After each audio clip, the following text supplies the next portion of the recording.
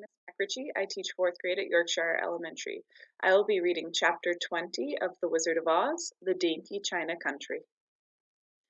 While the woodman was making a ladder from wood which he found in the forest, Dorothy lay down and slept, for she was tired by the long walk. The lion also curled himself up to sleep, and Toto lay beside him. The Scarecrow watched the woodman while he worked, and said to him, "I cannot think why this wall is here, nor what it is made of." "Rest your brains and do not worry about the wall," replied the woodman. "When we have climbed over it, we shall know what is on the other side." After a time the ladder was finished. It looked clumsy, but the Tin Woodman was sure it was strong and would answer their purpose. The Scarecrow waked Dorothy and the lion and Toto, and told them that the ladder was ready. The Scarecrow climbed up the ladder first, but he was so awkward that Dorothy had to follow close behind and keep him from falling off. When he got his head over the top of the wall, the Scarecrow said, "Oh my!" "Go on!" exclaimed Dorothy. So the Scarecrow climbed farther up and sat down on top of the wall, and Dorothy put her head over and cried, "Oh my!" just as the Scarecrow had done. Then Toto came up and immediately began to bark, but Dorothy made him be still. The lion climbed the ladder next, and the Tin Woodman came last, but both of them cried, "Oh my!" as soon as they looked over the wall. When they were all sitting in a row on the top of the wall, they looked down and saw a strange sight. Before them was a great stretch of country, having a floor as smooth and shining and white as the bottom of a big platter. Scattered around were many houses made entirely of china and painted in the brightest colors. These houses were quite small, the biggest of them reaching only as high as Dorothy's waist. There were also pretty little barns with china fences around them, and many cows and sheep and horses and pigs and chickens, all made of china, were standing about in groups. But the strangest of all were the people who lived in this queer country. There were milkmaids and shepherdesses with brightly colored bodices and golden spots all over their gowns, and princesses with the most gorgeous frocks of silver and gold and purple, and shepherds dressed in knee breeches with pink and yellow and blue stripes down them, and golden buckles on their shoes, and princes with jeweled crowns upon their heads, wearing ermine robes and satin doublets, and funny clowns in ruffled gowns, with round red spots upon their cheeks and tall pointed caps. And, strangest of all, these people were all made of china, even to their clothes, and were so small that the tallest of them was no higher than Dorothy's knee. No one did so much as look at the travelers at first, except one little purple china dog with an extra large head, which came to the wall and barked at them in a tiny voice, afterwards running away again. "How shall we get down?" asked Dorothy. They found the ladder so heavy that they could not pull it up, so the Scarecrow fell off the wall, and the others jumped down upon him so that the hard floor would not hurt their feet. Of course, they took pains not to light on his head and get the pins in their feet. When they were all safely down, they picked up the Scarecrow, whose body was quite flattened out, and patted his straw into shape again. "We must cross this strange place in order to get to the other side," said Dorothy, "for it would be unwise for us to go any other way except due south." They began walking through the country of the China people, and the first thing they came to was a China milkmaid milking a China cow. As they drew near, the cow suddenly gave a kick and kicked over the stool, the pail, and even the milkmaid herself, and all fell on the china ground with a great clatter. Dorothy was shocked to see that the cow had broken her leg off, and that the pail was lying in several small pieces, while the poor milkmaid had a nick in her left elbow.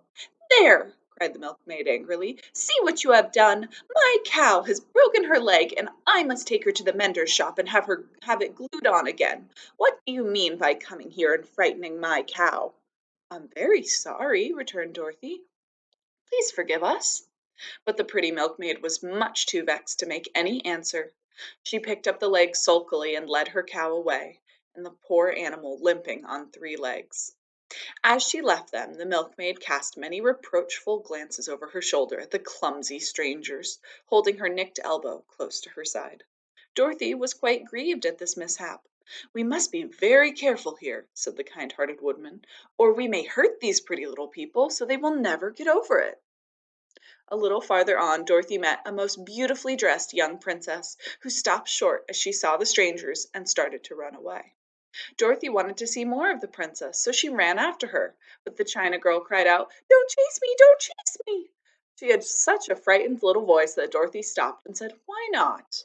"Because," answered the princess, also stopping a safe distance away, "if I run, I may fall down and break myself." "But could you not be mended?" asked the girl. "Oh, yes, but one is never so pretty after being mended, you know," replied the princess. "I suppose not," said Dorothy. "Now there is Mr. Joker, one of our clowns," continued the China lady, "who is always trying to stand upon his head. He has broken himself so often that he has mended in 100 places and doesn't look at all pretty. Here he sorry, here he comes now, so you can see for yourself." Indeed, a jolly little clown came walking towards them, and Dorothy could see that in spite of his pretty clothes of red and yellow and green, he was completely covered with cracks, running every which way and showing plainly that he had been mended in many places. The clown put his hands in his pockets, and after puffing out his cheeks and nodding his head at them saucily, he said, "My lady fair, why do you stare At poor old Mr. Joker? You're quite as stiff and prim as if You'd eaten up a poker." "Quiet, sir," said the princess. "Can't you see that these are strangers and should be treated with respect?" "Well, that's respect, I expect," declared the clown, and immediately stood upon his head. "Don't mind Mr. Joker," said the princess to Dorothy. "He is considerably cracked in his head, and that makes him foolish." "Oh, I don't mind him a bit," said Dorothy. "But you are so beautiful," she continued, "that I am sure I could love you dearly. Won't you let me carry you back to Kansas and stand you on Aunt Em's mantle? I could carry you back in my basket." "That would make me very unhappy," answered the China Princess. "You see, here in our country we live contentedly, and can talk and move around as we please. But whenever any of us are taken away, our joints at once stiffen, and we can only stand straight and look pretty. Of course, that is all that is expected of us when we are on mantels and cabinets and drawing room tables, but our lives are much pleasanter here in our own country." "I would not make you unhappy for all the world!" exclaimed Dorothy, "so I'll just say good bye." "Good bye," replied the princess. They walked carefully through the China country. The little animals and all the people scampered out of their way, fearing the strangers would break them, and after an hour or so the travelers reached the other side of the country and came to another China wall. It was not so high as the first, however, and by standing upon the lion's back, they all managed to scramble to the top. Then the lion gathered his legs under him and jumped up onto the wall, but just as he jumped, he upset a china church with his tail and smashed it all to pieces. "That was too bad," said Dorothy, "but really, I think we were lucky in not doing these little people more harm than breaking a cow's leg in a church.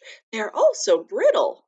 "They are indeed," said the Scarecrow, "and I am thankful I am made of straw and cannot be easily damaged. There are worse things in the world than being a scarecrow."